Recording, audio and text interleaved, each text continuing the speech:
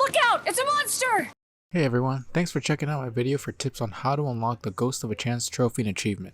To complete this challenge, you need to beat the game with either Jill or Chris on the invisible enemy mode, which has the following modifiers active. Invisible enemies. As the name suggests, all the enemies in the game are invisible. There are only two scenarios where enemies become visible. They are attacking you. It has to be with grabs as swipes do not make invisible. Or you're in a room with reflective surfaces or puddles. However, those rooms are limited. Certain enemies also have certain animations that provide silhouettes to their bodies. Auto aim disabled. When you press the aim button, your character does not automatically aim to the nearest enemy, you have to manually aim your character. One dangerous zombie does not trigger even if you have it active on other files. The infinite rocket launcher and infinite samurai edge are disabled in this mode. I will be mostly using the same route used in my don't stop running and running and pacing video, so you should definitely check it out if you're not familiar with the path. There is no base difficulty and the player chooses the difficulty they would like to play on. This means the mode can be very easy or very challenging depending on the chosen difficulty. It is recommended the player choose easy or very easy to make this as easy as possible. Also, if you beat the game in under 5 hours, you'll receive a special congratulations by the director at the end of the game. Now without further delay, let's begin. After completing the introduction and getting to the mirror corridor, your first zombie there is going to only be visible through the mirror. If you stick to the right hand side or the wall and just turn the corner while hugging the wall, he'll never be able to grab you. After you do that, just leave the room and continue on. There's nothing in the graveyard, so just get the key and then continue to the east wing and then get the chemicals. While you're out here, make sure to pick up all the healing items as well. Run to the east wing storeroom and then hug the wall as you're turning the corner. The zombie won't be able to grab you if you're hugging it all the way. Drop off your knife and one full heal when you're in here. Then just leave the room. When you leave the room, hug the wall and then transfer to the other wall and keep hugging it as you're running up. You should be able to dodge that zombie pretty easily. The zombie on the second floor is going to be right at the edge of that wooden pillar. If you walk towards it and then run back, he can lunge and you can run past him. I didn't time it right there, that's why he was able to grab me. Once you're in the other hall, just hug the wall and run to the library. The zombie won't be able to grab you for hugging the wall the entire time. Once you grab the key items and leave the room again, keep hugging the wall as you're running past your original spot. And then when you run back to the double metal door, make sure to hug the wall as soon as you leave the corner. When you run past the metal door's length, then you want to hit the left side of the wall. This should allow you to dodge the zombie, but if you get grabbed, that's perfectly fine. After you ring the dog whistle, just sit in this corner here aiming your gun towards the door and just wait for the first dog to appear. Its neck's going to be glowing white because it has the key item, so he should be easy to spot. The second one is going to have a little bit of slime. You'll see moving slime when it's coming towards you, so that one might be a little bit harder to spot, but he should still be visible. If you get hurt at all, just use the green herbs that are on the box to your right. Even though I got pounced here, it didn't register damage for some reason, so I couldn't use it. If you can use it a total of 3 times, so in case you do get damage at any point when you're making runs around this area, just go back to this box and use it. Once you're inside again, just go to the other side and get the shortcut door open. The zombie that's right in front of the door, he's a little tricky to dodge because he's like a little bit past that wooden door. I was trying to gate him to beta grab, but I just couldn't do it and I messed up. If you do get grabbed, that's fine. Just, get in there. There's going to be the 2 green herbs by the Crimson Head that you can use to heal up as well.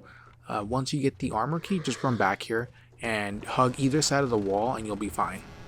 Once you return with the armor key, a zombie's going to spawn in that room from the second floor, and that's why that door opened.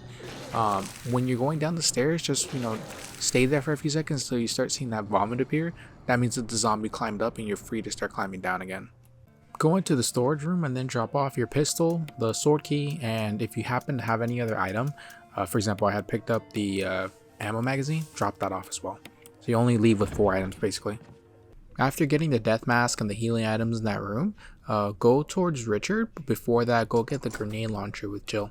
It's going to be a safe area because no danger zombie can't be activated, so the forest and berry cutscene is going to activate when you enter this area. You're going to want to get some serum for Richard as well.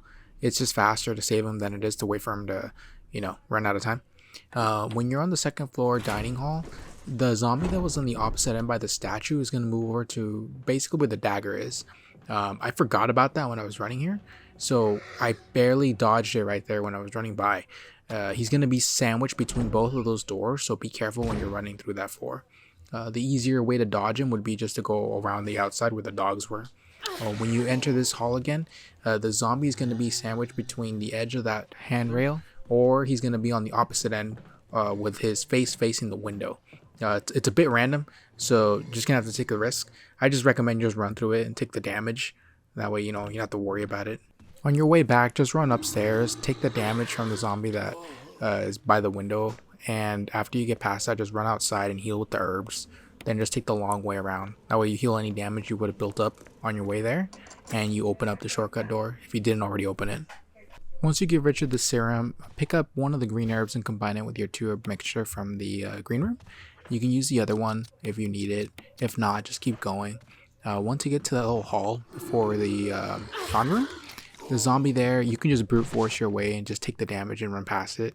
If you happen to have the grenade launcher, you could take it out. I don't recommend it, it's not really worth it. Once you're inside the dining room, just remove the cupboard first and then light the candles. Once you enter the room, you're supposed to take a step forward and then back out to make the zombie lunge. I mistimed it, so that's why I ended up getting grabbed here. But anyway, after you do that, get the sheet, and then if you get bit again on your way out, that's fine. We're going to get plenty of heals in this run. Make sure to get the emblem before you get back to the bar. For the zombie that's on the way to the bar, just brute force it. Don't worry about taking the damage on your way towards it. You can easily dodge him on your way out though, when you just run alongside one of the 2 walls. Just face it and run towards it. After getting the shield key and going to the attic, you can just get the death mask and leave if you're not planning on getting the shotgun. However, if you do want to get it, then you have to wait till Richard takes out Yawn, since you probably won't have any weapons on you. If you do have the grenade launcher, you can help him out, but it's just an easier moment to just wait and let him do it and you don't waste any of your own ammo. If you do decide to get the shotgun, just make sure you don't get poisoned on your way out like I did here. It just adds a bunch of extra time and it's not worth it. Afterwards, just continue the story until you get the 3rd death mask in the armor room and then return to the East Wing storeroom. Once you're in there's going to be 2 first aid sprays and some fire shells. Drop off the first aid sprays just to have them as backups. Pick up and use the fire shells if you want, or you can just save them for later. The Crimson Head itself, on very easy, is going to go down very fast, so you don't really have to use the ammo if you don't want to. Before fighting the Crimson Head, remember to take the 3 masks, the armor key, a first aid spray just in case, and the shotgun if you pick it up. If not, get the grenade launcher. We won't really be using a lot of ammo. It's just going to be the main method to fight it.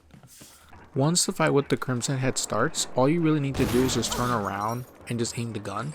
He'll walk towards you, but if you want to do it faster, then just run towards him and he'll run towards you. Afterwards, just use any self-defense weapon to basically put him in front of you, hold the aim button, and then just shoot. It's not really that difficult to get him in front of you. It's just a matter of either running towards him and then holding the aim button, or letting him grab you using a self-defense item and then aiming and shooting. Afterwards, just continue the story until you get to Lisa's hut. Don't even worry about trying to dodge, you just run towards the fireplace. If you get hit, that's fine. Just get out of this as quickly as possible. After you leave the hut, don't forget that there's going to be a zombie on the path now. The easiest way to remember is that once you get to the tree that has the 2 sides, one on the left, one on the right, hug the right side, so go towards the tree, and you'll avoid the zombie, I think 90% of the time. I've only seen it happen once or twice where it actually moves where that tree is. So if you do get grabbed, it's not that big of a deal, but just hug the right side and you'll probably be okay. Once you get to the guardhouse, just continue like normal. I went to the break room first to get the items from there. Don't forget that the spiders are in there. If you by chance got poisoned by Yawn during that encounter, do remember that the serum only gives you immunity to snake poison, but not spider poison, so they can still technically poison you. For the zombie in room 2, you can definitely take him out. If you have any kind of hard time just figuring out where he's at, just let him grab you. Once he grabs you, just kind of stand in that spot until he resets his standing animation, and aim a shotgun upwards and just shoot him. And that'll get rid of him. If you don't want to use the shotgun, you can use a grenade launcher too. You just got to remember you have to finish the underground segment fast enough so that it doesn't turn into a Crimson Head while you're still down there. The shark's gonna be invisible. You're gonna see the bubbles of them moving around. You just keep running. Really nothing special about this part. After you complete the Aqua Ring section, continue upstairs, open the gallery area, and prepare to do the Plant 42 V-Jolt section. Normally you would just fight them, but because it's invisible, it's kind of just a pain to deal with. So I definitely recommend that you do V-Jolt for this segment. I had decided to do the V-Jolt area after opening the door to room number 3. If you forgot or don't have the lighter with you, you can just look at the on-screen combinations, and that's going to be one of the passwords. It's random every playthrough, so you can just try them one by one until you figure it out. As for the combination to make V-Jolt, you can also just follow the steps on screen, and once you have it done, just go down to the guard room in the Aqua ring and just drop it off there. After completing the guardhouse, just go back to the storeroom and drop off any extra items you may have. Just make sure you leave with your main weapon. In this case, I'm still using the shotgun, so I'm taking shotgun shells, first aid spray, and the helmet key, and then just head back to the mansion. Oh, and if you did not use serum on your playthrough, then make sure to take a blue herb with you just in case you get poisoned by the snakes on your way back. Once you get back to the mansion, go to the East Wing storeroom, and I definitely recommend you take out the one hunter that's in here. Obviously it's invisible, so you want to make sure that you don't hear the death screen, the one that he does the insta-kill move on. So just go in there, take him out, and you don't worry about him anymore. Afterwards, go into the storeroom and drop off any item you picked up in the shed. In my case, it would have been the grenade shells. Then just continue the story until you get to the underground segment where you turn on the power again. Once you're down here, don't forget about the spiders. If you do get poisoned, you can definitely cure it in the next room after this. Do pick up the shotgun shells while you're down here. For the next segment, there's going to be two zombies, one on the left and then one on the right. You should be able to see their reflections in the puddles of water around the area. You can pick up one of the daggers on the ground and then use that to stun one of the zombies, run past it, and then turn on the power. If you do get bit here, it's not that big of a deal. You can definitely heal it if you took any healing items, or you can heal it later on before we fight Yawn. Once you get to the kitchen, I just recommend you brute force it. The zombie's right by that refrigerator. He's sometimes easy to dodge. I was able to dodge it here. If you can't, don't worry about it. Just go force your way through, and as soon as you get out of the elevator, it's going to be a segment to heal yourself in. Once you get out of the elevator, equip your weapon and then just shoot it into this little alcove here. It doesn't matter, just shoot it and you're going to hit the zombie that's in there. You don't have to worry about taking it out. All you really want to do is just down him so you can pick up the two herbs that are here. You can heal yourself now, or you can just run around the corner because there's another zombie there. So if he grabs you, you can definitely heal yourself after that grab, or if you just dodge him, you can just heal yourself after that. Make sure to pick up the battery, the stun gun battery, and then the acid shells. If you have 3 full heals like I did here, just use one of them to give yourself the inventory room. Afterwards, just run to go see Yawn. If you don't want to follow the path in the mirror corridor to get to Yawn, you can definitely go all the way around. That way it resets the positions of those 2 zombies. So the Crimson Head is always going to be in front of that mirror, and then the bigger zombie would have been in the right hand side, and it would have been easier to dodge. Once you get to Yawn, obviously it's going to be invisible. You're going to want to run towards the double wooden door and stay in that corner until you see like a plume of dust just kind of float in the air. There it is. That's basically it attacking, and once you dodge it, just get to the left hand side and just stay there. Follow the trail of dust and just shoot around it. As long as you don't get in the middle of that dust, you'll be okay, and you're just free to just keep attacking until it's over.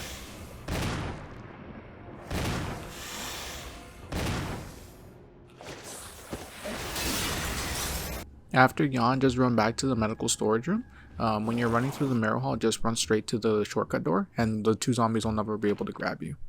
Once you're in the medical storage room, drop off everything and leave with the grenade launcher with regular grenade rounds, the armor key, 1 full heal, the battery for the elevator, and then finally the crank. You can use a shotgun, but I would just prefer to use the grenade launcher because it'll be faster to use that weapon. Then just run up to the trophy room, get the grenades and the red gem, and finally go to the large mirror room, get the item box to get the emblem key, then open the study door, then run to install the battery, use the crank, and then get underground. Once you get the second crank, go back to the item box and drop off the first crank. This is a good chance to save your game just in case something goes wrong with Black Tiger. Once you're done saving your game, during the Black Tiger room, just run straight to the spider webs and shoot it with the grenade launcher to open it up. You don't want to be in there, you don't need to fight him. If you get poisoned, just get a blue herb after the Black Tiger room. It's right next to the map, so just use it there to heal your poison and then just continue. Afterwards, just continue the story until you get to the second Lisa segment. During this cave section, she will always spawn in the first section you run towards. So I ran towards the left, and once the camera shifted towards the opening on the left, that's where she would spawn. Had I gone the other way, it would have been the same thing. And when you're running back here again, it's the same thing. So wherever you first head to, it's going to be the area she spawns in. After you get the box with the metal ring and climb out of there, don't forget about the zombie that's in the woods. He's gonna still be there from earlier. Once you get to the graveyard, run towards the wall and run alongside the wall. There's gonna be a zombie right in the middle of that path, so you can avoid him if you just run across the wall. Before you get back to the mansion, don't forget to pick up the Spencer emblem. Then get to the study, get the incomplete metal emblem, combine it with the metal ring, and open the Spencer door with 2 emblems to continue to the crypt.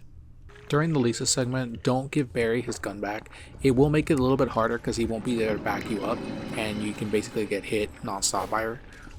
The best tip I can give is just bring like 2 or 3 healing items, full heal items, and then just run in there, drop off each of those stones, and then just continue the segment.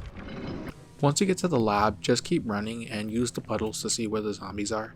You don't have to worry about taking them out, just look at the puddles and then dodge them. Or if not, just get grabbed like I did here and then just heal the damage with the healing items in the area. Once you get to the little tunnel here, if you have the shotgun still, use it, or if not, use Barry's Magnum and just take out that zombie there. One shot it and then get on. Because Jill doesn't get the flash grenade, so she's going to have to use a one-shot kill just to guarantee that that one doesn't turn into a crimson head. Once you get the lab key, open up the doors and then go to the fuel location. You basically get the canister and take out to the Chimera with the Magnum shot or any other weapon. Just make sure it's out of the way. After that, go fuel up. Afterwards, just run back or walk back on very easy and easy. The steps are very generous. I think you can run 5 steps and then reset it in 3 or 4. Whatever the case is, if you don't want to run it at all, then just walk it. It'll be perfectly safe if you took out everything in your way. Once you get to Tyrant, just use whatever weapon you have most ammo with. I had a lot of grenade ammo, still had the Magnum, and I still had the shotgun. In this case, I ended up using the grenade launcher with regular grenade rounds. As soon as the boss fight started, I just aimed, shot, and once I got a feel for where he was after he hit me, I just aimed at the ground and let the grenade splash damage hurt him. I just kept shooting until he was basically down. The grenades even the regular ones do a lot of damage to him, so he goes down quick.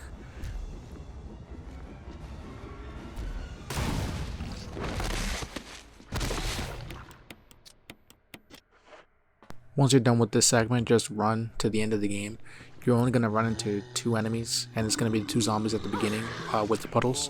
After that, it's just like a straight run to the end of the game. If you had any particular questions or any difficulties in a certain area, just leave me a comment and I'll get back to you as quickly as I can.